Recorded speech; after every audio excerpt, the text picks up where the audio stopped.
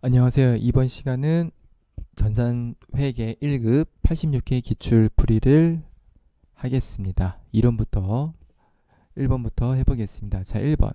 다음은 이론상 회계순환 과정의 일부이다. 순서가 가장 옳은 것은 그래서 회계순환 과정은 크게 이렇게 나눠질 수 있어요. 제조원가 명세서, 손익계산서, 이익여금 처분계산서, 재무상태표. 그래서 제손2대라고 많이 배우셨을 거예요. 그래서 지금은 대차대표 내지 재무상태표라는 용어를 쓰고 있긴 하지만 자, 대차대조표로 해서 제손 이대로 외우셔도 괜찮습니다. 자, 보겠습니다. 그래서 요 회계 결산이 어떻게 되는지 물어보는 거예요. 그래서 회계 결산은 이런 순서로 돼요. 기말 수정분계부터 결산분계부터 넣고 그 다음에 시산표 확인하시고 그 다음에 수익비용 이 제조원가 손익계산서에 수익비용 계정부터 마감이 되고 집합손익 계정도 여기에 마감이 되는 거고요. 그 다음에 자산부채 자본계정 마감 이렇게 마감을 통해서 재무제표가 작성이 되게 됩니다. 그래서 그냥 외우실 필요는 없고요. 이렇게 회계순환의 원리를 터득해서 풀 수 있었으면 좋겠습니다. 자, 2번 가겠습니다. 유가증권의 취득원가와 평가에 대한 설명으로 가장 옳지 않은 것은 그래서 유가증권 문제 볼게요. 단골 문제이기 때문에 이거는 맞춰주셔야 됩니다. 자, 보겠습니다. 그래서 이렇게 크게 세 개가 있었어요. 1년 이하는 단기 매매 증권, 1년 이상은 매도하는 증권과 만기 보유 증권으로 나눴었죠. 네, 그래서 매도하는 증권은 중간에 언제든지 팔 수 있는 거, 만기 보유 증권은 만기까지 소유할 증권들을 얘기합니다. 그래서 1년 이내 1년 이상 만기 보유로 구분을 할 수 있고요. 단기 매매 증권은 어떻게 한다 그랬었죠? 취득 부대 비용은 비용 처리. 하지만 매도하는 증권과 만기 보유 증권은 취득 원가에 가산을 하게 됐고요. 기말 평가는 단기 매매 증권은 공정가치, 매도하는 증권도 공정가치, 만기 보유 증권은 상각 후 원가로 평가한다. 그래서 단기 매매 증권의 공정가치 평가는 단기 영업의 손익으로 반영이 되고 매도하는 증권의 평가 손익은 중요하다 그랬었죠. 기타 포괄손익으로 자본으로 분류가 된다고 했었습니다. 자, 보겠습니다. 1번. 단기 매매 증권의 취득원가는 취득을 위하여 제공한 대가의 시장가격의 취득 시 발생한 부대비용을 포함한 가액으로 측정한다. 그래서 취득 시 발생한 부대비용은 어떻게 한다 그래서 단기 매매 증권은 비용 처리. 그래서 포함은 된다 안 된다? 포함 안 됩니다. 그래서 답은 1번이에요. 취득 부대비용은 비용 처리가 된다. 자, 2번. 매도가능 증권 평가 손익은 기타 포괄 손익 누계액으로 표시된다. 맞고 3번. 유가증권 처분 시에는 처분가액에서 차감한 회계 처리하시면 되겠고 만기 보유 증권은 기말의 상각 후 원가로 평가한다라고 체크하시면 되겠습니다. 3번 갈게요. 자, 매출 채권에 관한 설명 중 가장 잘못된 것은 그래서 매출 채권이 뭐였었죠?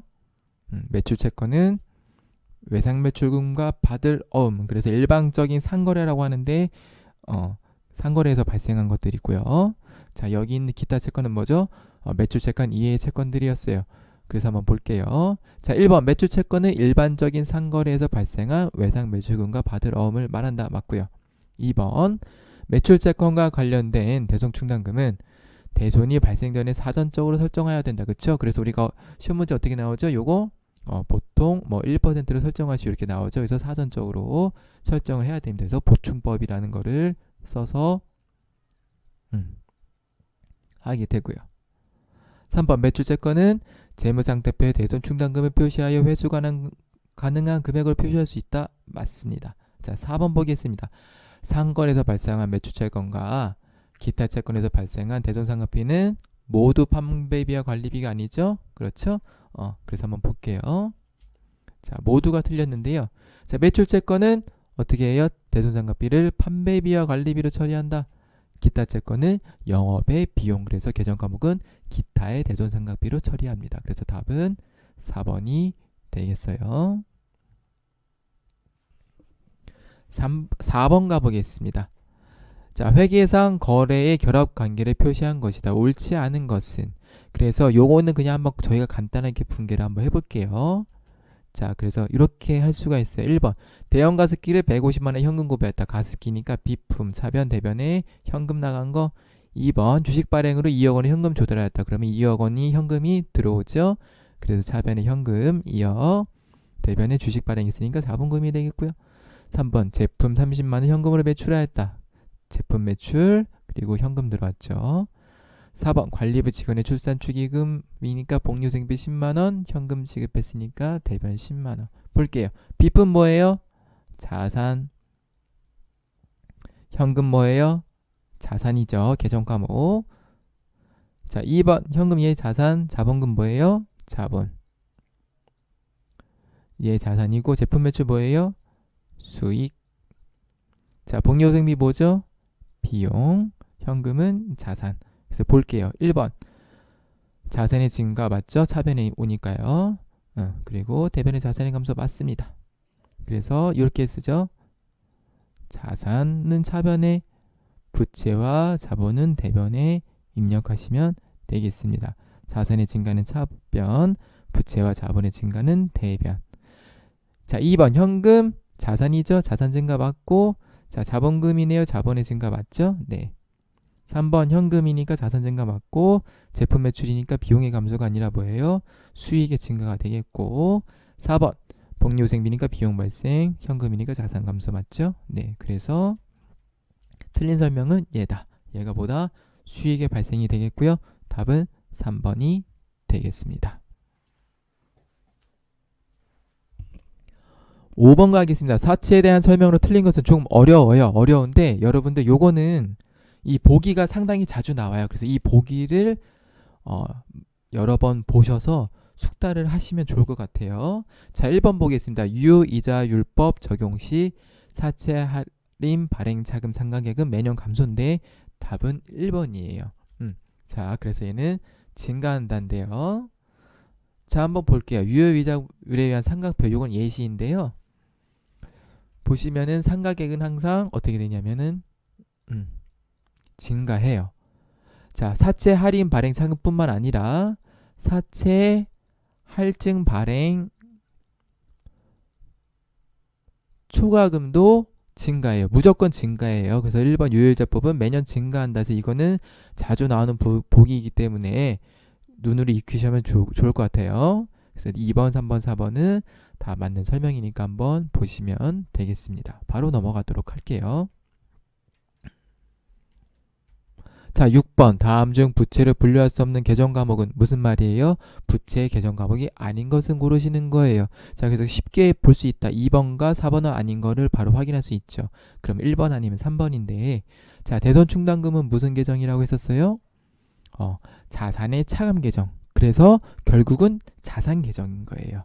답은 3번인데, 자, 1번 당좌 차월이 뭐냐면 당좌 차월은 이거예요. 쉽게 얘기하면 마이너스 통장. 마이너스 통장이니까 뭐예요? 내가 회사가 은행한테 돈을 빌린 게 되는 거예요. 마이너스니까. 그래서 마이너스 통장은 회계 처리 어떻게 하냐면 단기 차입금으로 회계 처리를 하거든요. 그래서 1번은 부채로 분류할 수가 있겠습니다. 뭘로? 단기 차입금으로. 그래서 답은 3번 대손 충당금이 되겠습니다. 가끔 당좌 차월 또는 마이너스 통장에 관한 붕괴 문제가 나오는 경우가 있어요. 그래서 같이 체크를 해주셔도 좋을 것 같아요. 7번 갑니다. 자본금 1,000만 원인 회사가 현금 배당과 주식 배당을 각각 실시한대요. 이 경우 회사가 적립해야 될 이익 준비금의 최소 금액은 얼마인가? 여러분 여기서 중요한 건 뭐냐면, 자, 회사가 적립해야 될 이익 준비금은 현금 배당만 돼요. 주식 배당은 안 돼요. 왜 안 되냐? 현금 배당은 뭐예요? 회사의 자산이 감소. 무슨 얘기냐면 보통 예금이 나가겠죠? 현금 배당이니까, 그렇죠? 현금이 나가겠죠, 그렇죠? 보통 예금이 나가거나 현금이 나가요. 자, 주식 배당은 뭐예요? 주식 배당하면 어떻게 되냐면은 결론적으로 자본금이 늘어나요. 그래서 현금 배당은 무슨 얘기냐면은 이익 준비금, 즉 이익 잉여금의 처분이고요. 주식 배당은 뭐냐면은 자본 잉여금의 처분이에요. 그러니까 자, 이익 준비금의 최소 금액은 당연히 현금 배당만 적용되는 거를 우리가 확인할 수가 있겠어요. 그래서 주식 배당은 아니라는 거를 머릿속에 전제를 두시고 문제를 풀어보겠습니다. 자, 자본금 1,000만 원을 일단 현금 배당을 한대요. 그쵸? 그래서 이익준비금은 현금 배당액의 10%. 자, 보겠습니다. 현금 배당은 얼마예요? 회사의 현금 배당은 자본금의 10%니까 1,000만 원. 자본금의 10%에서 100만 원이 되고요. 그쵸? 그 다음에 이익준비금을 구해야 되는데 이익준비금은 얼마냐면 현금 배당의 10%를 하도록 되어 있습니다. 자본금의 뭐 2분의 1이 도달할 때까지 현금 배당액의 10%를 하게끔 되어 있는데 일단은 문제는 현금 배당액만 물어보니까 보겠습니다. 자, 그래서 적립해야 할 이익준비금은 얼마죠? 현금 배당액인 100만 원에 10% 곱해서 10만 원이 되겠습니다.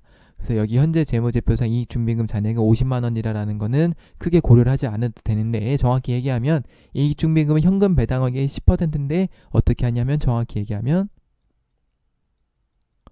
자본금의 2분의 1이 될 때까지예요. 자본금의 2분의 1이니까 얼마예요? 500만 원까지 이익준비금을 적립하라는 얘기예요. 만약에 여기 문제에 보세요.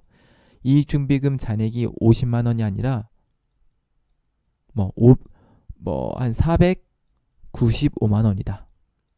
그러면 500만 원까지만 이익준비금 적립해야 되기 때문에 답이 1번이 될 수도 있는 거예요. 근데 전산회계 1급에서는 이 정도까지는 시험 문제 나오지 않기 때문에 그냥 편하게 푸셔도 괜찮습니다. 그래서 답은 2번이 되겠습니다. 자, 8번 일반 기업 회계 기준에 의한 수익 인식 기준을 틀린 것은 이것도 자주 나오는 문제라서 여러분들 틀리시면 안 돼요. 그래서 수익 인식 기준 한번 간단하게 볼게요. 자, 이렇게 5개가 시험 문제에 자주 나와요. 그래서 위탁 판매는 수탁자가 제3자에게 판매한 시점. 그래서 뭐라 그랬죠? 수탁자의 보관 재고도 내 거라고 했었고, 시용 판매는 고객이 매입 의사를 표시한 시점. 상품권은 회수하고 재활에 인도한 시점. 다시 얘기해서 상품권을 갖고 있는 사람이 사용한 때. 그래서 상품권 발행 시 회계 처리는 부채로 처리한다. 자, 설치 및 검사 조건부는 설치 및 검사가 완료되는 시점이고요. 할부 판매는 제어가 인도되는 때예요. 그래서 답을 볼까요? 몇 번이겠죠? 1번 맞고 2번 구매자가 인수를 시작한 시점 또는 반품기간의 종료 시점 맞고요. 상품권 판매는 상품권을 판매한 날이 아니라 뭐예요? 사용한 때에. 그래서 회수한 날 또는 사용한 날. 답은 3번이 되는 거를 확인할 수가 있겠습니다. 이거 틀리시면 안 돼요. 자주 나와요. 그리고 어려운 개념 아니기 때문에 꼭 알고 계셔야 됩니다. 이렇게 회계 문제로 나올 때도 있고 또는 부가세 문제로 나올 때도 있으니까 체크 꼭 해주세요. 자, 9번입니다. 다음 주 원가에 대한 설명으로 가장 옳은 것은 이에요. 보겠습니다. 원가의 개념 아주 간단하게만 하나 보고 갈게요. 자, 이런 표가 있었어요. 그쵸? 그래서 재료비, 노무비, 경비는 어떻게 나눈다? 발생 형태에 따른 분류라고 하고 직접 원가, 간접 원가 뭐예요? 얘는 추적한다 그랬었죠? 그래서 추적 가능성에 따라 이렇게 분류하고, 자, 보세요. 직접 재료비, 직접 노무비 합쳐서 뭐라고 한다? 기본 원가 또는 직접 원가, 뭐 기초 원가라고도 하고, 자, 그 다음에 얘네 세 개 간접비들을 다 더해서 뭐라고 한다? 제조 간접비. 그래서 자, 이 표를 외우라 그랬었죠? 이렇게 쓰시고 이렇게 쭉쭉쭉 쓰신 다음에 이 모양을 외우시면 돼요. 그래서 이렇게는 가공 원가라고 했었습니다. 한번 볼까요? 1번 직접 노무비는 기초 원가에 포함되지만 가공 원가에 포함되지 않는다. 자, 직접 노무비도 뭐예요? 가공 원가에 포함이 됩니다. 네, 그래서 답은 1번이 되겠어요. 2번 직접 재료비는 기초 원가와 가공 원가에 모두 해당된다. 그렇죠. 자, 아니네요. 죄송하네요. 가장 옳은 것이네요. 그쵸? 그래서 1번이다. 이거 틀렸고요. 2번도 얘도 틀렸네요. 네, 기초 원가에만 해당됩니다. 3번 매봉을 원가는 의사결정에 영향을 미치는 원가를 말한다. 그래서 영향을 미치지 않습니다. 과거에 발생한 원가예요. 4번 제조활동과 직접 관련이 없는 판매활동과 일반 관리활동에서 발생하는 원가를 비제조 원가라고 합니다. 그렇습니다. 그래서 원가 관련이 없기 때문에 비제조 원가라고 합니다. 그래서 답은 4번이 되겠습니다.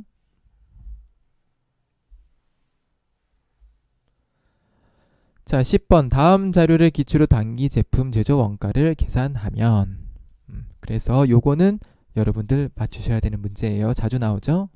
그래서 매출 원가를 구하라고 할 때도 있고 단기 제품 제조 원가를 구하라고 할 때도 있고 단기 총 제조 원가를 구하라고 할 때도 있고 3번 보겠습니다. 단기 제품 제조 원가하고 매출 원가 나오고 제품 나왔으니까 무슨 계정 과목? 손익계산서의 계정 과목. 제가 좀 축약을 했는데요. 매출 원가를 보겠습니다. 제품 매출 원가는 매출 원가랑 똑같을 수가 있겠죠. 보겠습니다. 그래서 기초 더하고 단기 더하고 기말 빼면 돼요. 기초와 단기는 무조건 더하고 기말을 빼면 매출 원가가 나옵니다. 그래서 식을 써보면 이렇게 쓸 수가 있어요. 매출 원가는 기초 더하기 단기 빼기 기말.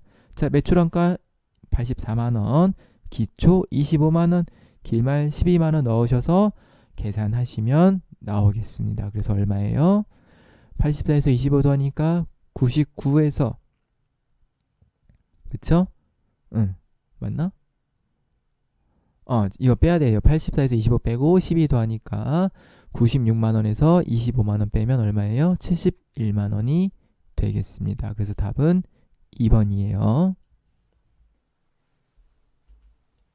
자, 11번 가겠습니다. 보조 부분 원가 배부에 대한 설명으로 옳지 않은 것은 이것도 자주 나오는 문제죠. 자, 그래서 한번 볼까요?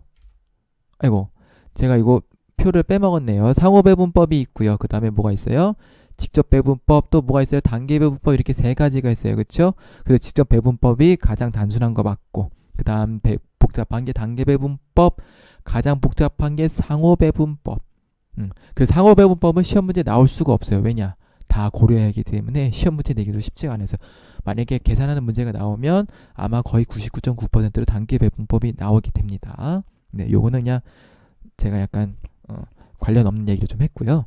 상호 배분법이 제일 좋은 거고 직접 배분법이 가장 단순한 거, 단계 배분법은 그 중간. 그래서 4번은 맞는 설명입니다. 보조 배부 방법중 직접 배분법이 가장 단순하고 배부 순위도 고려하지 않고요. 자, 보조 원가 배부 방법 중에 배부 순위를 고려하려 배부하는 것은 단계 배분법 맞고, 자, 보조 부분 원가 배부 방법 중에서 가장 정확성이 높은 방법은 상호 배분법 맞습니다. 자, 얘네들 세 개는 방법은 다르지만 중요한 건 뭐냐면 보조 부분 원가의 값은 예를 들어서 100이라고 해볼게요. 그러면 직접 배부 원가를 해서 배부를 해도 원가가 얼마가 배부되겠어요? 100이 배부가 되고 단기 배분법도 배부하면 원가가 똑같이 100이 배부가 돼요. 상호 배분법도 똑같이 100이 배부가 되겠죠. 무슨 얘기냐? 순이익은 어느 방법을 쓰나 똑같게 나오게 됩니다. 그래서 답이 1번이에요. 항상 동일하다는 거를 체크하시면 되겠습니다. 왜냐하면 보조 부분 원가가 다 똑같이 발생할 거잖아요. 그렇죠? 그래서 얘를 얼마나 디테일하게 배부할 것이냐, 간단하게 배부할 것이냐의 문제지 배부 원가의 금액 자체를 바꾸지 못하기 때문에 순이익이 항상 동일하게 됩니다. 답은 1번이 되겠습니다.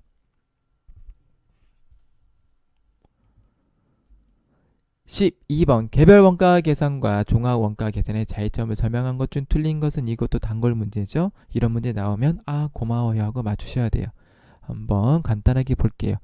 자, 개별 원가 계산은 다품종, 소량, 종합 원가 계산은 소품종, 대량. 그래서 얘네들은 하나씩 만드는 거니까 조선업, 건설업 것들이 되겠고, 종합 원가 계산은 여러 개를 대량으로 만드는 것들. 특징, 얘는 정확하게 되겠죠. 그리고 중요한 게 뭐예요? 제조 간접비를 어떻게 배부할 것이냐가 개별 원가 계산의 주된 목적이고, 종합 원가 계산의 특징은 뭐냐면 완성품 환산량이 어떻게 나오느냐. 그래서 선입선출법, 평균법에 완성품 환산량을 구하시라는 문제가 가끔 나오죠. 그래서 이거는 종합 원가 계산에서 중요한 문제이기 때문에 자주 나오는 게 되겠고요. 원가 계산 방법은 얘는 제조 지시서 또는 작업 원가표에서 계산하고요. 종합 원가 계산은 어떻게? 공정별로 원가 계산을 하게 됩니다. 같은 공정을 쓰기 때문에 그렇습니다. 자, 이거를 숙지하고 한번 보겠습니다. 1번 종합 원가 계산은 동종 제품별 연속적으로 대량을 생산 업종에 적합하다. 맞고, 자, 2번 개별 원가 계산은 종합 원가 계산에 비해서 정확한 원가 계산이 가능합니다. 그쵸? 3번 개별 원가 계산은 직접비, 간접비의 구분과 제조 간접비의 배분가 중요합니다. 그렇죠? 4번 종합 원가 계산은 작업 원가표에 의해서 원가를 배분한다가 아니죠. 작업 원가표에서 위해서 배분하는 건 뭐예요? 개별 원가 계산이 되겠습니다. 그래서 답은 4번입니다. 13번입니다. 부가가치세법에 대한 설명으로 옳지 않은 것은 볼게요. 그래서 부가가치세법에 대한 설명은 여기에 있는 지문으로 충분하기 때문에 간단하게 설명하면서 문제풀이를 해보도록 하겠습니다.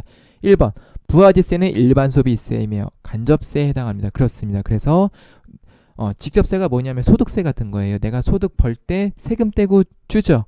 그런 건 직접세고 부가세는 뭐예요? 그런 게 아니에요. 내가 살 때부터 금액에 포함이 되어 있어서 이런 것들을 간접세라고 합니다. 답 1번 맞고요. 자, 2번 부가가치세법은 전단계 거래 공제법이 아니라 뭐예요?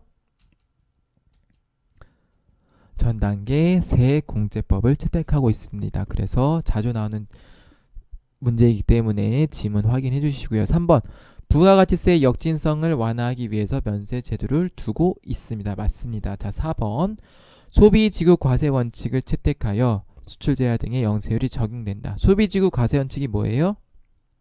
이렇게 끊으시는 건데, 자, 중국이 이렇게 있고요, 한국이 이렇게 있어요. 그쵸? 자, 한국에서 중국으로 수출했어요. 그럼 어디서 써요? 사용하는 데가 어디예요? 중국에서 쓰죠. 그럼 부가세 어디서 내야 된다? 중국에서 내란 얘기예요. 예를 들어서 중국에서 한국으로 수입을 해왔어요. 그러면 어디서 써요? 한국에서 쓰죠. 그러면은 이럴 때는 부가세를 어디서 내야 돼? 한국에서 내야 돼. 그래서 수입할 때는 수입 부가세가 끊겨요. 수입 세금 계산가 끊겨서 아예 통관할 때부터 부가세를 내게끔 돼 있어요. 수출할 때는 거꾸로 부가세를 내지는 않고요. 그래서 답은 2번 전단계 세액공제법이라는 거를 기억하시고 넘어가시면 되겠습니다. 14번 부가가치세법상 재화의 간주 공급에 해당되지 않는 것은 이것도 자주 나오는 문제예요. 그래서 우리가 앞 글자를 따서 외우셔야 되는데요. 자학의 사패라고 합니다. 그래서 한번 볼게요. 답은 2번이 되는데요.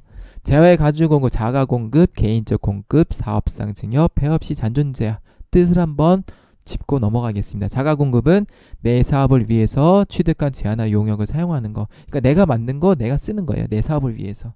내가 핸드폰 만들었으면 내 사업을 하기 위해서 내 핸드폰을 내가 쓰는 거. 자, 2번 개인적 공급은 사업자가 개인적인 목적으로 사용하여서 시가보다 낮은 대가를 받는 경우. 3번 사업상 증여는 내 고객이나 불특정 다수에게 증여하는 걸 얘기하는 거고요. 4번 폐업시 잔존제한은 폐업시 사업자가 자신에게 재화를 공급한 것으로 봄. 그래서 어떻게 되는 거냐면 폐업을 했어요. 폐업을 하면 어떻게 되냐? 자, 여러분들 요거 있잖아요. 자산은 부채 플러스 자본이다. 이게 뭐냐면 폐업하잖아요.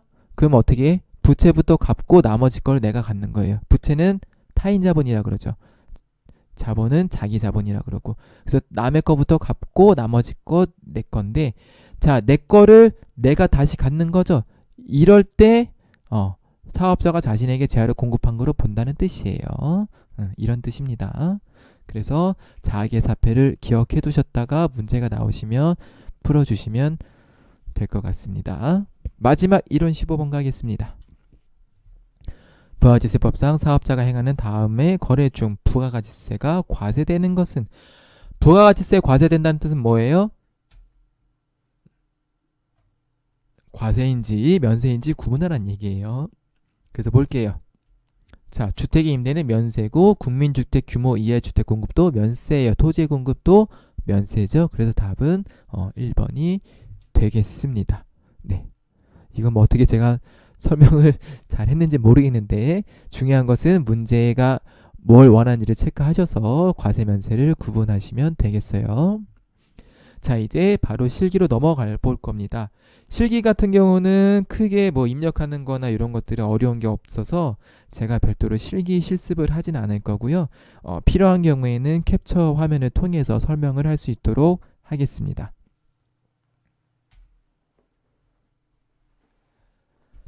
자, 바로 1번으로 넘어가 보겠습니다. 정기분 재무상태표에서 다음과 같은 오류를 확인하였다. 관련된 정기분 재무제표를 적절히 수정하시오. 그래서 이론 1번 문제와 비슷하네요. 제손 2대를 기억하셔서 수정하시면 되겠는데요. 보겠습니다. 원재료 재고액은 950이나 700만으로 잘못 입력된 것을 확인하였다. 그 원재료 재고액이 250이 늘어나네요. 그쵸? 그럼 어떻게 되겠어요? 이익이 얼마 늘어난다? 당기순이익이 250이 늘어납니다. 기말재고가 늘었기 때문에요. 그렇죠? 네. 그래서 이거를 정기분 재무제표에 어떻게 반영했는지 한번 보겠습니다. 자, 원재료 재고액이니까 얘 어디 있겠어요? 자, 재무상태표 있겠죠. 그쵸? 재무상태표에는 자산, 부채, 자본이 있었는데 자산 어떻게 나눈다? 기억하셔야 돼요. 유동자산과 비유동자산 나누고 유동자산은 뭐다? 당좌자산과 재고자산으로 나눠진다. 재고자산에 뭐가 있었어요? 상품, 제품, 제공품, 원재료 있었어요. 기억하셔야 돼요. 그래서 이 원재료 재고액을 수정되는 거니까 얘 뭐에서 수정해야 된다? 재무상태표에서 수정해야 된다는 거를 기억을 하셔야 됩니다. 그래서 반드시 매일매일 재무상태표, 손익계산서, 제조원가, 명세서, 계정과목 꼭 입력하세요. 그러면 이렇게 다 모든 문제의 한 절반의 문제는 풀리는 거를 경험하실 수가 있어요. 자, 그래서 이거는 우리가 배운 거는 제손 2대이긴 하지만 어디부터 바꿔야 된다? 정기분 재무상태표부터 바꿔야 된다라는 거를 기억하시고 풀어보겠습니다. 자, 그래서 정기분 재무상태표에서 제가 950으로 바꿔봤어요. 700이 있던 거를. 그러면 어떻게 되냐? 이익이 250만원 늘어나기 때문에 대차 차익이 250 드는 거를 확인할 수가 있겠습니다. 이제 이 대차 차익을 수정을 해서 다시 빵원으로 만드는 과정을 거칠 거예요. 자, 이제 제손2대 순서로 한번 가보겠습니다. 잘 따라오세요. 자, 정기분 원가명세 들어가면은 이렇게 나와요. 정기분 재무상태표 데이터가 변경돼요. 기말제공분 재고이 변경되었습니다. 확인 누르시면 돼요. 이렇게 확인하신 다음에 뭘 해야 되냐? 지금 화면에 없는데 여기서 뭘 체크해야 되냐?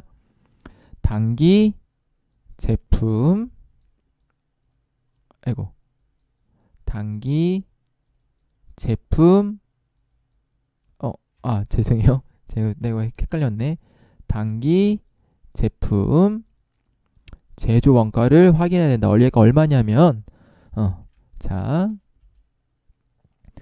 요 금액이에요. 158만 1억 5,850만 1,000원. 그래서 이거를 수정해 주셔야 돼요. 어디에서? 손익계산서에서 수정해 주시고 그래서 이렇게 바뀐 걸 확인하신 다음에 자, 이렇게 손익계산서 얘를 바꾸고 확인 누르시면 어떻게 되느냐? 얘가 바뀌거든요. 얼마? 250이 이렇게 늘어나는 거를 확인할 수가 있어요. 그쵸? 그래서 얘 바꾸시고 그 다음에 얘 바꾼 거를 기억하셨다가 얘를 어디다 넣는다? 이익잉여금 처분계산서 가서 당기순이익을 이렇게 수정을 해주시면 되겠고요. 그 다음에 요거를 체크하셔야 돼요. 그래서 이 이익잉여금이 어디로 간다? 맨 마지막에 1로 옵니다. 그래서 여기다가 490740 빵빵빵을 입력해 주시면 대차 차익이 없는 거를 확인할 수가 있겠어요. 그래서 이렇게 다 바꾸셔야 돼요. 그래서 1번은 조금 어려운 문제가 되겠습니다. 여러분들 이런 거 좀 어려워하시더라고요. 요거는 반복적으로 학습을 하셔서 풀 수 있도록 해야 되겠습니다. 제가 좀 말이 빨랐나요? 그래서 재무상태표, 정기부 재무상태표에 가서 원재료 바꾸고 그 다음에 제조원가 명세서 가서 제대로 바뀐 거 확인하고 손익계산서 가서 당기제품 제조원가 바꾸고 그 다음에 당기순이익 변경된 거 확인하고 당기순이익 변경된 값을 이익잉여금 처분계산서 가서 입력하고 이익잉여금 얼마나 바뀌었는지 확인한 다음에 마지막으로 다시 재무상태표 와서 바꿔주면은 대차 차익이 없어지는 거를 확인하면 마무리가 되겠습니다. 자, 2번 정기분 거래처별 채권 잔액을 참고하여 해당 메뉴에 수정 입력하시오. 그래서 거래처별 초기 2월을 가시면 되겠죠. 그래서 단기 대여금 클릭하셔서 얘를 바꾸시면 돼요. 어떻게? 500으로 바꾸시고 사랑상사 추가하시면 되겠고요. 자, 외상매입금 가서 미래엔상사 얼마예요? 250만원 바꿔주시고 IP를 430만으로 바꿔주시면 되겠습니다. 어렵진 않죠. 바로 3번 가겠습니다. 자, 회사가 사용하는 다음의 법인카드를 기초정보 등록의 거래처 등록 메뉴에서 거래처 입력하시오. 자, 그래서 문제를 잘 보셔야 돼. 기초정보 등록의 거래처 등록에서 어디? 거래처 신용카드. 자, 제가 이렇게 체크하는 것처럼 여러분들도 실제로 문제 풀 때 체크하시고 체크 입력했는지 안 했는지 또 체크하시면서 하면은 문제가 어렵지 않거든요. 그래서 요걸 보시면서 연습을 하시는 것도 좋겠습니다. 자, 코드 번호 입력하시고 해피카드 입력하시고요. 유형 메이비네 카드 번호 입력하실 때 중요한 것보다 하이픈을 내가 직접 넣어줘야 됩니다. 카드 종류 사업용 카드. 그래서 이렇게 입력하시면 되겠습니다. 요건도 어렵지 않으니까 한번 해보셨으면 좋겠네요. 자, 이제 일반 전표 입력으로 가보겠습니다. 자, 7월 14일 단기 매매 차익을 목적으로 주식 100주를 35,000원에 구입했대요. 그리고 100주에 대한 매입 수수료를 5,000원을 포함해서 당사의 보통예액에서 지급하였다. 매입 수수료는 영업의 비용으로 처리할 것. 그래서 이것도 아까 우리가 한번 본 문제인 거 기억하세요? 유가증권 문제 한번 다시 보겠습니다. 그래서 단기매매 증권이네요. 그쵸? 단기매매 차익을 목적으로 했으니까. 그래서 계정 까먹고 단기매매 증권으로 입력하시면 되겠고요. 자, 친절하게 나왔네요. 취득부대 비용은 비용 처리해야 되는데 여기는 매입 수수료는 영업의 비용으로 처리하라고 나왔어요. 그쵸? 자, 그래서 보겠습니다. 주식 100주를 35,000원에 구입을 했기 때문에 자, 돈이 얼마 나갔어요? 100주에 35,000원 일단 나갔고 그 다음에 매입 수수료도 포함해서 보통예금으로 나왔기 때문에 매입 수수료 5,000원이 더해져서 보통예금이 350만 5천원이 되겠고요. 차변에 단기매매 증권 350만원 넣으시면 되겠고요. 그쵸? 350만원을 샀기 때문에 액면가액과 상관없이 단기매매 증권을 인식하면 되겠습니다. 나머지 여기 오타가 있네요. 판이 아니죠. 영업의 비용이죠. 그쵸? 그래서 나머지 수수료 비용은 5,000원으로 입력을 해주시면 되겠습니다. 영업의 비용으로 처리해 주시면 되겠습니다. 자, 2번 가겠습니다. 금호전자의 부도로 외상매출금 잔액 270만원이 회수 불가능하여 대손 처리하였다. 단 대손 처리하기 전에 재무상태표상 대손금 충당금 잔액을 조회하여 회계 처리할 것. 그래서 제가 조회를 해봤는데요. 자, 조회할 때 어떻게 해야 되냐? 7월 31일 기준으로 조회를 하셔야 됩니다. 그러면은 640만원이 있네요. 자, 그러면 어떻게 하면 되죠? 7월 31일 대손 충당금 잔액이 640만원인데 대손이 얼마 발생했다? 270 발생했네. 그러면은 외상매출금 일단 금호전자 270을 죽여주시고요. 그쵸? 대손이 발생했으니까. 그리고 차변에는 대손 충당금 잔액이 640만원으로 충분하기 때문에 270 이렇게 입력하시면 마무리가 되겠습니다. 자, 예를 들어서 대손 충당금 잔액이 100만원일 때 어떻게 해야 돼요? 똑같이 죽여주고 대손 충당금 잔액만큼 죽여주고 나머지 차액은 대손 상각비로 해야 되는데 계정 과목이 뭐예요? 외상매출금이니까 얘는 이 대손 상각비는 판매비와 관리비에 대손 상각비로 처리를 하셔야겠죠. 요거만 유의하시면 되겠습니다. 그래서 지금은 대손 충당금 잔액이 충분하기 때문에 그냥 바로 상기를 했고 부족할 경우에는 대손 상각비 이 계정 과목 옆에 있는 거 보시고 판관비로 할지 영업의 비용으로 할지는 판단해 주시면 되겠습니다.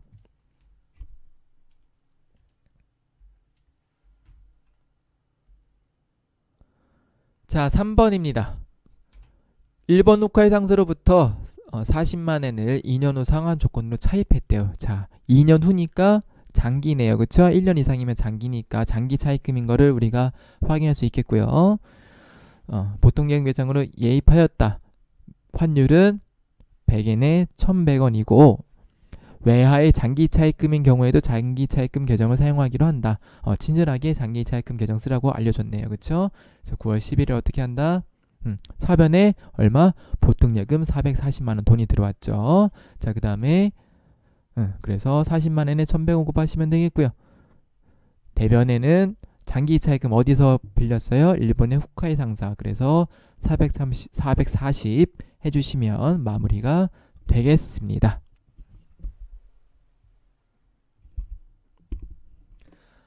4번 9월 25일 공장 신축용 토지를 취득하였다. 아까 이런 문제 나왔었죠. 토지 취득한 거 그쵸? 토지 취득은 뭐라 그랬었죠?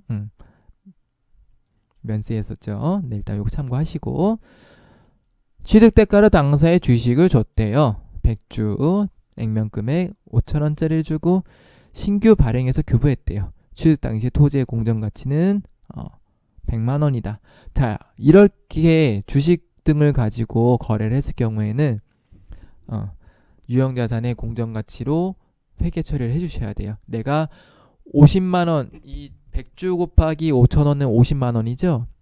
그래서 내가 지급한 건 50만 원이지만 내가 얻은 건 뭐예요? 100만 원짜리를 50만 원에 얻은 거죠. 그럼 50만 원은 나의 주식 발행 초과금이 되는 것을 확인할 수가 있겠습니다. 그래서 보시면 이렇게 처리할 수가 있어요. 토지가 100만 원짜리 가치인 거를 내가 받았기 때문에 100만 원이 되겠고요. 대변에는 내 주식을 50만 원치 줬어요. 나머지 차익은 뭐다? 신규 발행했기 때문에 이 주식 발행했을 때의 차익은 뭐다? 주식 발행 초과금이 되겠습니다. 그래서 이렇게 체크하시면 될 것 같습니다. 그래서 여기서 주의해야 될 거는 토지의 공정가치를 인식을 해야 된다는 거. 차액은 신주를 발행했기 때문에 주식 발행 초과금으로 처리한다는 거. 이렇게만 체크해 주시면 되겠어요. 자, 5번. 동아전제에 대한 외상 매출금 1,500만 원 대해서 약속 어음을 배서 양도했대요. 배서 양도보다 어음과 외상 매출금을 교환했다는 뜻이에요. 그쵸?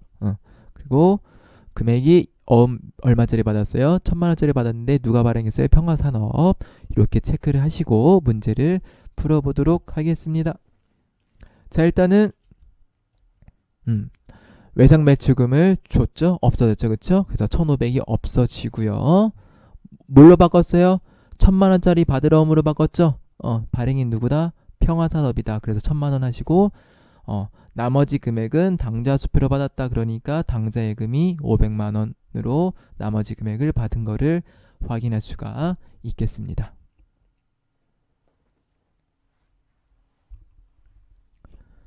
자, 6번.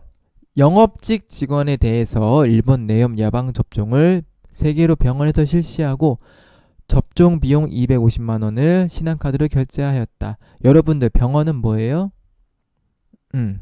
면세예요. 그쵸? 그런데 법인카드를 결제했고 문제가 일반 전폐 입력하라고 되기 때문에 그냥 일반 전폐 입력을 해보겠습니다. 자, 11월 14일 영업직 직원이니까 뭘로 해야 된다? 판관. 병원에서 예방접종했으니까 뭐다? 복류생비 판관 얼마? 250만 원. 그리고 미지급 신한카드 250. 그래서 카드는 뭐로 해야 된다? 거래처를 카드 거래처로 해야 돼요. 왜 해야 될까요? 돈 누구한테 줘야 돼요? 나는 신한카드한테 주는 거죠. 그쵸? 신한카드가 내 돈을 받아서 병원에 주는 거고 나는 신한카드에 돈을 주는 거기 때문에 미지급 신한카드가 되어야 하겠습니다. 자, 문제 3번 메인 매출 전표로 넘어가겠습니다. 그래서 자, 메인 매출 전표 같은 경우도 제가 밑줄을 치면서 설명을 할 건데 여러분들이 실제로 푸실 때도 밑줄 치면서 체크하시고 하는 연습을 하셨으면 좋겠어요. 자, 8월 1일 진영 상사의 당사의 제품을 판매한 것과 관련된 그 제품을 판매했대요. 매출이니까 뭐예요? 10일 과세로 하시면 되겠고 자, 전자세금 계산서를 보고 메인 매출 전표 입력하래요. 전자세금 계산서니까 뭐다? 전자 여부의 여라고 체크하시면 되겠다. 자, 그리고 현금이 220만 원 받았고 외상 미수금이 이렇게 있는 거를 확인하시고 전표 입력을 들어가 보겠습니다. 8월 1일 메인 매출 전표 입력 어떻게? 자, 대변의 제품 매출 1,500이 되겠고요. 부가세가 150이 이렇게 되겠습니다. 그쵸? 그래서 이렇게 다 왔고 이제 나머지 돈 받을 것만 입력하면 되죠. 자, 현금은 얼마 받았어요? 220 받았고 나머지는 외상이래요. 제품 매출했으니까 뭘로 와야 된다? 외상, 죄송합니다. 외상 맞네요. 외상 매출금. 죄송해요. 제가 순간 헷갈렸네요. 그래서 외상 매출금 어디? 나라전자. 그래서 이렇게 하시면 되겠습니다. 죄송해요. 이거 바뀌었네.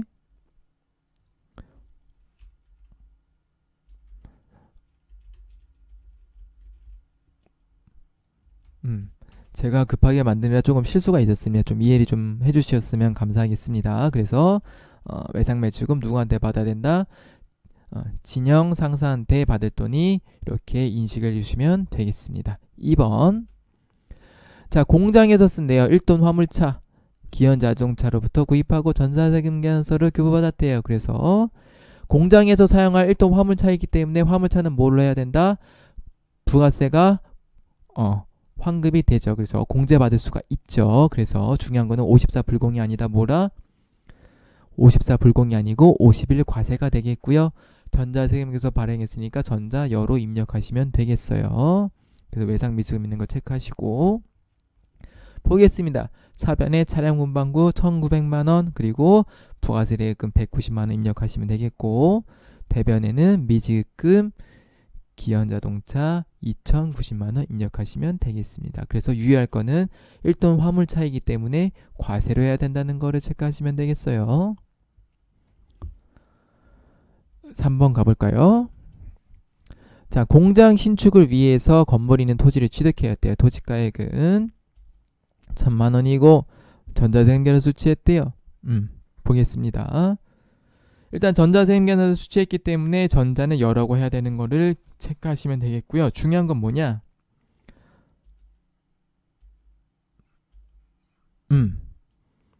자, 여기 보시면은 전자세금계산서 수취분에 대해서만 매입매조전표에 입력했기 때문에 세금계산서만 입력을 하시면 되겠어요. 세금계산서 발행된 것만 입력하는 뜻이에요. 네, 보겠습니다. 자, 이렇게 문제와 같이 공장 신축을 위해서 토지를 매입하고 기존 건물을 철거하고 신축하는 경우는 어떻게 되냐? 기존 건물이 있어도 내가 철거할 거예요. 왜냐하면 신축하려고. 그럼 뭐다? 이 기존 건물을 철거한 것도 뭐다? 토지의 취득원가에 포함되는 거예요. 이해하셨어요? 기존 건물을 내가 계속 쓸 거다. 그러면 토지 따로 기존 건물 따로 회계 처리를 하시면 되는데 토지를 매입해서 새로 지을 거기 때문에 얘는 나한테 필요가 있어요? 없어요? 없죠. 그래서 이 철거 비용은 토지의 자본적 지출로 회계 처리를 하셔야 돼요. 아이고 이게 좀 용어가 그렇네. 그래서 토지의 자본적 지출로 처리를 하셔야 되고요. 토지의 자본적 지출을 뭐라 그랬어요? 불공. 매입세 공제가 안 됩니다. 그래서 54 불공으로 하셔야 되고 6번에 토지의 자본적 지출 관련으로 카테고리를 달아주시면 되겠습니다. 자, 그래서 어떻게 하냐면 세금계산서가 발행된 게 요거기 때문에 자, 부가세 별도의 100만원만 발행이 됐기 때문에 우리는 요거만 회계 처리하시면 돼요. 그래서 차변에 토지 110, 대변에 당자예금 110이 되겠습니다. 당자수표를 발행했기 때문에요. 그래서 중요한 거는 토지의 자본적 지출은 불공으로 처리해서 이렇게 회계 처리한다는 거를 기억하시면 되겠습니다. 4번 영업부서에서 사용할 소모성 물품이래요. 그리고 일반 과세자인 슬라임에서 현금을 구입하였고 현금 영수증을 수령하였다. 그래서 현금 영수증이니까 현금 과세로 하시면 되겠습니다. 자, 그리고 자산으로 처리하라고 되어 있어요. 이거 원래 자산 아니면 뭘로 처리해야 돼요? 소모품비 처리해야 되죠. 자산으로 처리할 때는 어떻게 처리해요? 소모품비에서 비를 빼서 소모품으로 처리를 해주시면 되겠어요. 그래서 이렇게 회계 처리하시면 되겠습니다.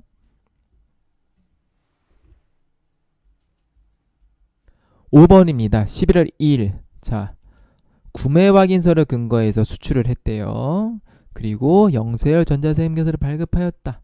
영세열 전자세금계산서 발급했으니까 구분은 12 영세를 해주시고 전자세금계산서니까 전자여로 하셔야 되고 영세열 구분 입력하는 거 뭐예요? 구매 확인서로 했기 때문에 구매 확인서 내국 신용장 구매 확인서로 하시면 되겠습니다.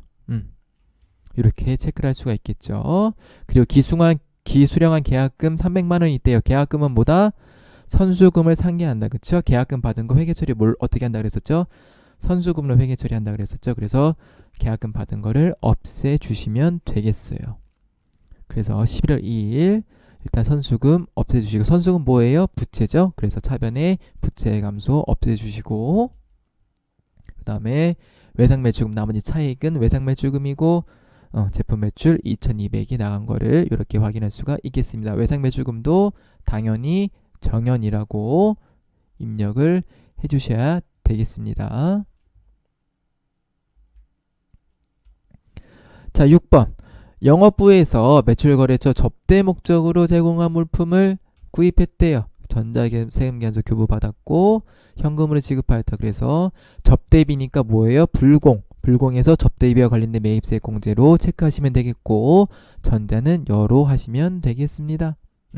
쉽죠? 그래서 접대비 어디? 영업부서니까 접대비 판에서 33만원, 대변에 현금 33만원 이렇게 넣으시면 되겠어요. 자, 문제 4로 넘어가 보도록 하겠습니다. 전표 수정하는 거예요. 11월 10일 업무에 사용 중인 공장 화물차에 대해서 주의하면서 했대요. 아까 공장 화물차 나왔었죠? 그래서 공장 화물차는 어떻게 한다? 공제가 된다 안 된다? 됩니다. 무슨 얘기냐? 그럼 이 33만 원 어떻게 하래요? 얘를 이렇게 나누라는 문제가 당연히 나왔겠죠. 그쵸? 이렇게 문제를 읽고 이런 문제겠구나 라고도 유추할 수가 있겠습니다. 자, 회계 담당자는 매입세를 공제받지 못한 거로 처리했다. 무슨 얘기냐면 부가세를 인식하지 않았다는 뜻이에요. 자, 그래서 공장 화물차로 공제가 가능하기 때문에 자, 원전표가 어떻게 되겠어요? 이렇게 되겠죠? 차량 유지비세 공장 화물차니까. 그리고 부가세 대금 넣고 축협카드로 결제했기 때문에 미지입금 축협카드 이렇게 하시면 되겠습니다. 자, 그래서 전표는 어떻게 되어 있냐면 이렇게 입력이 되어 있네요. 그래서 수정할 걸 한번 볼까요? 첫 번째는 뭐다? 얘 카드 면세를 뭐로 바꾼다? 카드 과세로 바꿔주시고 두 번째는 뭐예요? 얘를 어떻게 바꾼다? 이렇게 전표를 바꾸시면 되겠습니다. 나머지 거는 동일하기 때문에 바꿀 필요가 없겠죠. 네. 자, 2번으로 넘어가 보겠습니다. 회사는 확정급여형 퇴직연금에 가입하고 처음으로 퇴직연금 150만원을 보통에서 지급했대요. 회사가 은행에 지급한 퇴직연금에서 아래와 같이 회계 처리했다. 자, 전표 수정하는 거니까 얘는 뭐겠어요? 내가 잘 몰라도 퇴직급여는 뭐가 있었죠? 확정급여가 있었고 확정기여형이 있었어요. 그래서 확정급여형은 회계 처리가 조금 다르고 확정기여형이 회계 처리가 달랐던 거는 기억이 나. 그걸만 알고 계셔도 좋은 겁니다. 그래서 보겠습니다. 확정급여형이고요. 보통예금 지급할 때 확정급여 회계 처리 어떻게 한다? 퇴직연금 운용자산 150에 보통예금 150이 됩니다. 왜냐? 자, 회사가 활동급여형 가입했대요. 무슨 얘기예요? 회사의 퇴직금은 어떻게 된다? 사외, 회사의 바깥에서 사외에서 운용이 되는 거예요. 그쵸? 그래서 회계처리 어떻게 된다 그랬었죠? 퇴직연금 운용자산, 부채의 차감 계정인데 사회에서 얘를 운용이 되기 때문에 계정 과목을 퇴직연금 운용자산으로 하셔야 된다 그랬었죠. 그래서 150 이렇게 하시면 되겠습니다. 그래서 이렇게 입력이 되기 때문에 얘를 뭘로 바꾼다? 퇴직연금 운용자산으로 수정하시면 되겠죠. 자, 퇴직급여 퇴직급여 판관비로 처리했고 보통예금 처리하는 거 얘는 무슨 회계 처리? 확정기여형일 때는 이렇게 회계 처리합니다. 비용 처리를 하시면 되겠고요. 확정급여형일 때는 부채로 처리한다는 것을 체크해 주시면 되겠습니다.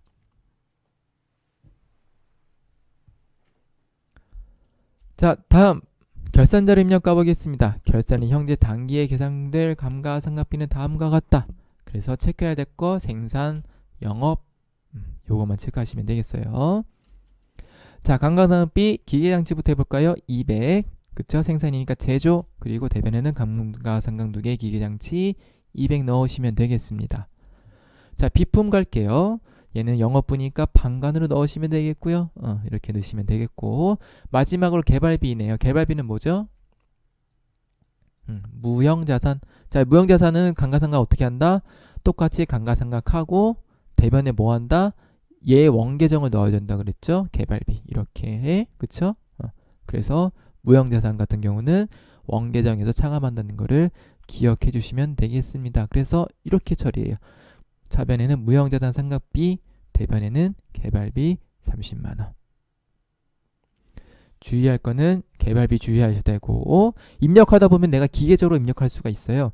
아, 내가 이거 무형자산 상각비를 입력하는 거 아는데 시험 볼 때 긴장돼가지고 그냥 감가상각비를 입력하는 경우도 있어요. 그래서 요거 주의하셔서 틀리지 않도록 유의하시면 좋겠습니다. 2번 단기보험이세 비용은 1250이다. 기중에 납부한 중감예납세액 및 원천징수액이 600만원이 있다.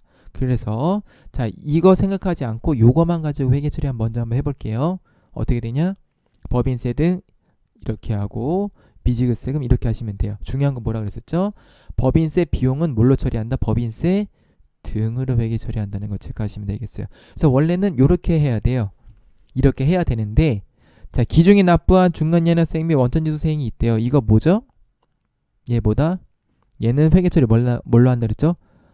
선납세금이라 그랬었죠. 그래서 얘를 상계에서 없애 주셔야 돼요. 왜냐면 내가 미리 납부한 세금이 600이 있으니까 얼마만 내면 돼요? 내가 세금 낼게 1250인데 600 미리 낸 거 선납세금이 있으니까 내가 내야 될 거는 650만 내면 되죠. 그쵸? 그래서 650만 내면 되게끔 회계 처리해 주시면 되는 거예요. 보면은 그래서 어떻게 처리해야 되냐면 선납세금 얼마 600을 없애주시고 나머지 차액인 650을 미지급세금으로 이렇게 인식을 하시면 되겠습니다. 3번 매출채권 잔액에 대해서 보충법을 사용하여 대성충당금을 설정한다. 단 대성 설정률은 1%라고 가정한다. 보겠습니다. 그래서 이거 어떻게 하냐? 재무상태표에서 먼저 조회를 하셔야 돼요. 조회를 하면 자, 외상매출금은 이렇게 돼 있고 대성충당금 이렇게 돼 있고 받으러면 이렇게 돼 있어요. 그래서 외상매출금은 3억 3,060, 대성충당금 370, 받으러면 1억 3,800, 받으러면 대성충당금 150 있는 거를 확인할 수가 있겠습니다. 자, 입력을 이제 해볼까요? 얘를 가지고 계산을 해볼게요. 자, 대손성적률이 몇 %예요? 1%이기 때문에 여기다가 1% 곱하면 되겠고 여기다가도 1% 곱하면 되겠죠. 볼게요. 그래서 이렇게 곱하면은 330만 6천 원이 나오는데 대성충당금 얼마 쌓여 있어요? 370만 원이 이미 쌓여 있죠. 내가 대성충당금 써야 되는 거는 330인데 370이 쌓여 있으니까 얼마 죽여야 돼요?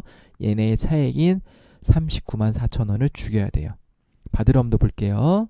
자, 똑같이 138만 원이 나왔는데 150이 쌓여 있으니까 얼마를 죽여야 된다? 120만 원을 없애야 돼요. 그래서 회계 처리 어떻게 하느냐? 이렇게 해요.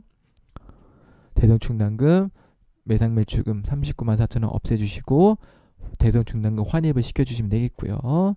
받으러면도 마찬가지로 12만 원이 더 있기 때문에 충당금을 환입해서 없애주시면 되겠습니다. 그래서 계산하는 거 조회 어떻게 하는지 재무상태표에서 조회해서 외상매출금의 1%를 구한 다음에 얘와 대성충당금의 차이를 대성충당금을 설정하던지 또는 환입하던지를 결정해 주시면 되겠습니다. 4번 마지막 실기 문제 6 조회 문제네요. 자, 1기 확정 부가가치세 신고기간 중 카드로 매출된 공급대가는 얼마인가? 공급대가가 뭐죠? 공급가액과 부가세의 합계를 공급대가라고 합니다. 자, 그래서 얘는 어디서 조회하면 되냐? 매출된 공급급 대가니까 매출의 전체 내역을 봐야겠죠? 그래서 메인 매출장에서 조회를 하시면 되는데요. 자, 메인 매출장 들어가셔서 구분을 매출 2번으로 넣으시고 유형은 뭐예요? 카드로 매출한 거니까 카드 과세가 되겠죠? 그래서 조회를 하시면은 1320인 거를 확인할 수가 있겠습니다. 그 답은 1320이 되겠고요. 2번 1기 확정 부가세 신고기간 중에서 신용카드를 매입한 사업용 고정자산의 금액은 얼마인가? 자, 어디서 보면 되냐면 부가가치세 신고서를 보시면 돼요. 그래서 부가가치 신고서에서 신용카드로 매입한 사업용 고정자산이기 때문에 쭉쭉쭉 잘 보시면 어디 있냐면 보이세요? 너무 작네요. 안 보이실 것 같은데 여기 있어요. 그래서 얘가 얼마냐면은 240만 원이에요. 그래서 답은 240으로 입력을 해주시면 되겠어요. 여기 있다는 거를 기억해 주시면 되겠습니다. 자, 마지막 3번 6월 말 차량 운반구의 장부 금액은 얼마인가? 자, 얘 어디서 조회해요? 재무상태표에서 조회합니다. 그래서 6월로 조회하시면 되겠어요. 차량 운반구 이렇게 있죠? 그래서 장부 금액 얼마예요? 얘는 뭐야? 취득가액이고 얘는 뭐예요? 감가상각누계. 그래서 장부가액 얼마예요? 얘에서 얘 뺀 얼마? 8,500인 거 체크하시면 돼요. 1억 천 아니에요. 그래서 오른쪽에 있는 차감된 8,500이 정답이 되겠습니다. 자, 그래서 이렇게 전산회계 1급 86개 기출문제를 같이 한번 풀어봤습니다. 제가 설명이 좀 부족한 부분이 있을 수 있는데요. 부족하거나 그런 부분들은 제 강의를 한번 이론 강의 관련된 강의를 한번 들으시면 좀 더 좋을 것 같고요.